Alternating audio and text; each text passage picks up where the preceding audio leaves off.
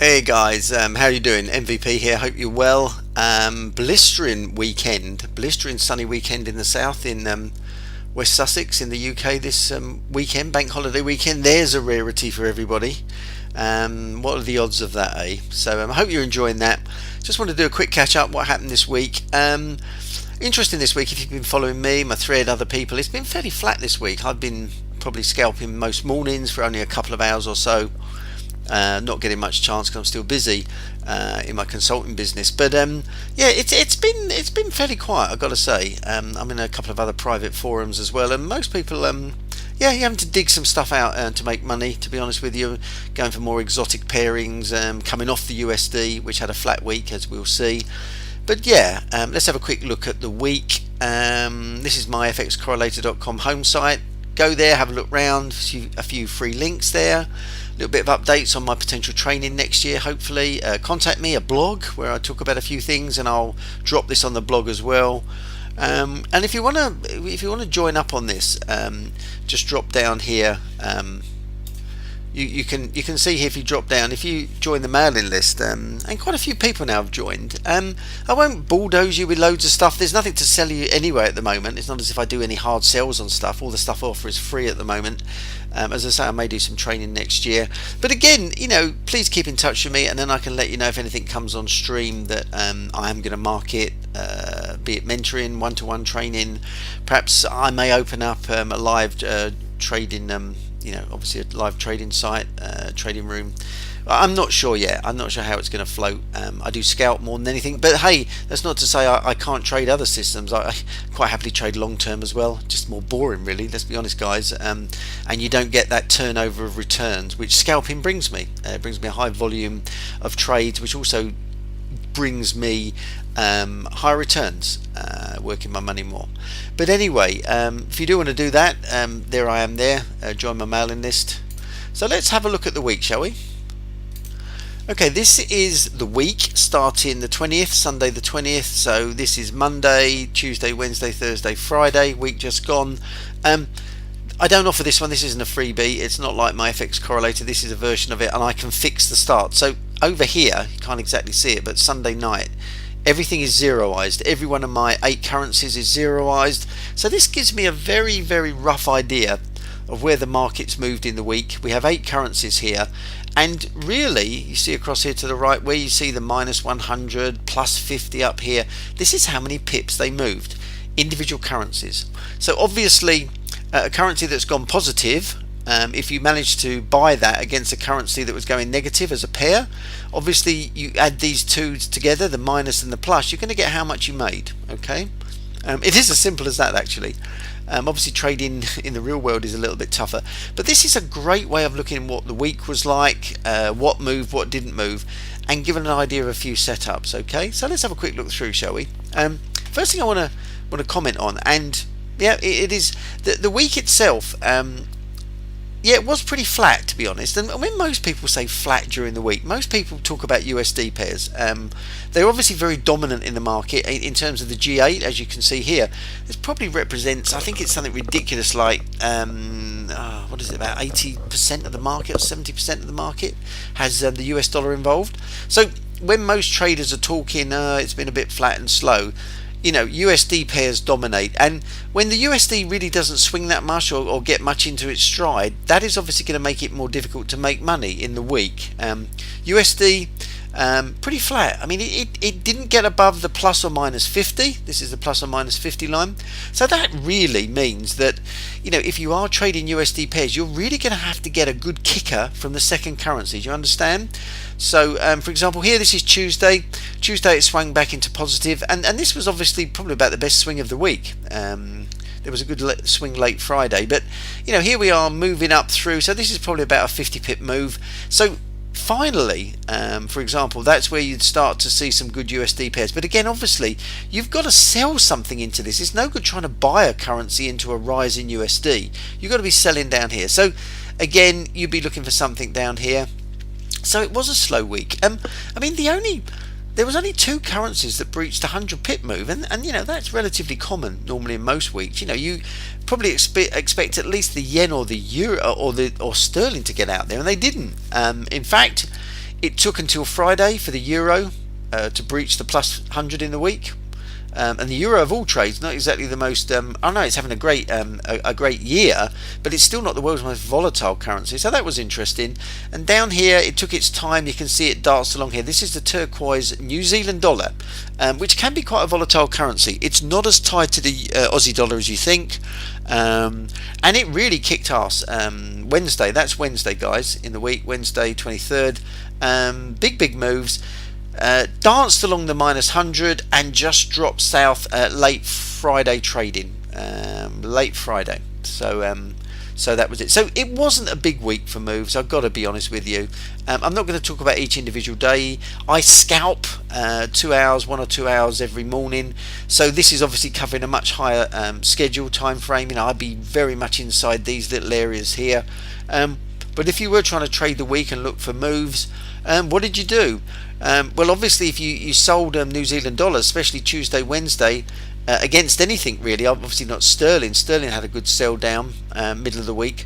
Selling sterling and New Zealand dollar, if you were looking for positional trades, higher time frame trading, that would have been the best during the week.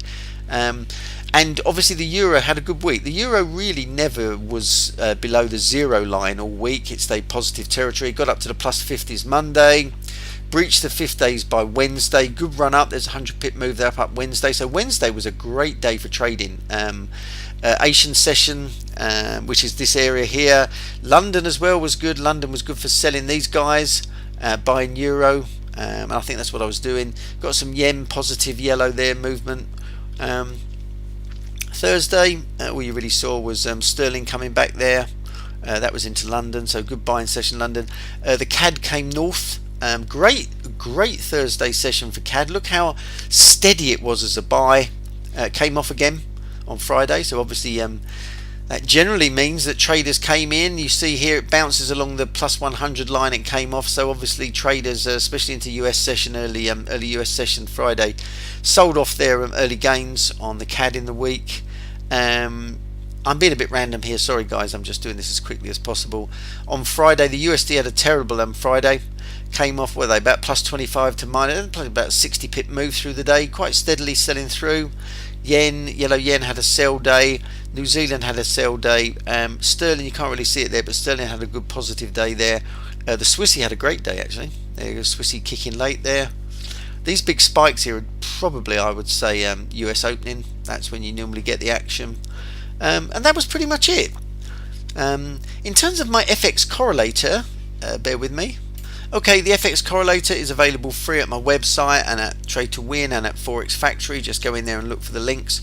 This is the can't see it there. This is the 60 moving average on a 4 hour. Okay, quite an interesting one to look at, especially if you're looking at positional trades through a week. This is the start of the week this week. What I tend to do, it just gives me a bit of an idea of what's going on and do I want to hold. So looking here generally, you saw the CAD here, brown CAD coming in very strong. In fact, if anything, you ask the question as will it hold that strength or will it start coming off?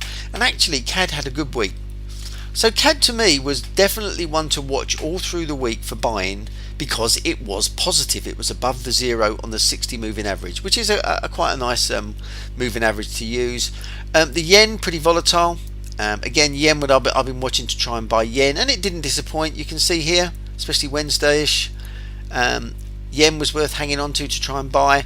And also, obviously, as I said, you know, euro was a very solid buy all through the week. So again, those three currencies were the ones I would have been watching for buys all through the week, trying to see what I could work there. Sell wise, USD, euro, turquoise New Zealand dollar, and very much sterling were all weak coming into the week. So again, you know, sterling, you know, it could have come off here, but I would have been watching for sales. And again, it didn't disappoint. It stayed relatively bearish through the week. Turquoise New Zealand dollar was a revelation. Look at it. It bounced along below zero, and then boom, as we saw, good sell-off. So again, New Zealand dollar was definitely one the FXcorrelator was telling us to sell.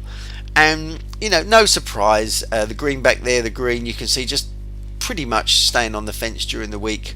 So you could have used it obviously to trade against some of these others, but you know, if you really were being aggressive, what you'd be really trying to do, you've got to watch your spreads, but you'd be trying to look for stuff up here that is a buy and trade it against the sell one. So for example, you know, technically if you sold sterling or New Zealand dollar into CAD, you would have done well because the CAD held its bull nature. So did euro. So again, selling those. If you didn't want to, stay on the fence and look for fairly safe-ish low returns on the USD pair, could have gone for these guys, and yen. I mean, Wednesday was a great day. And and this will bear a resemblance to what went on during the week. And as you said, I said to you about the CAD. Well, there's the CAD getting strong there all the way through Wednesday, Thursday. And the CAD told us at the start here of the week, keep an eye out on buying CAD.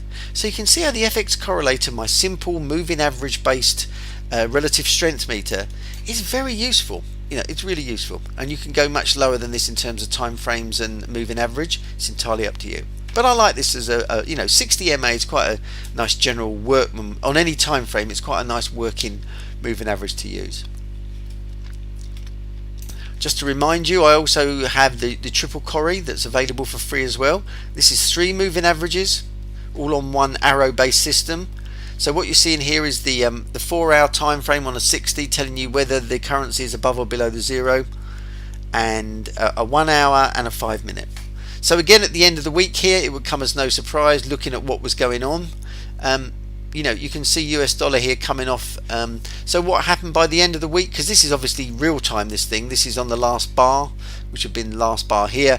It was telling us that we were very much selling the USD. It was weak in all time frames. Okay, so that moved during the day. It obviously picked up such momentum that it was moving the 4 hour, the 1 hour, and obviously the 5 minute.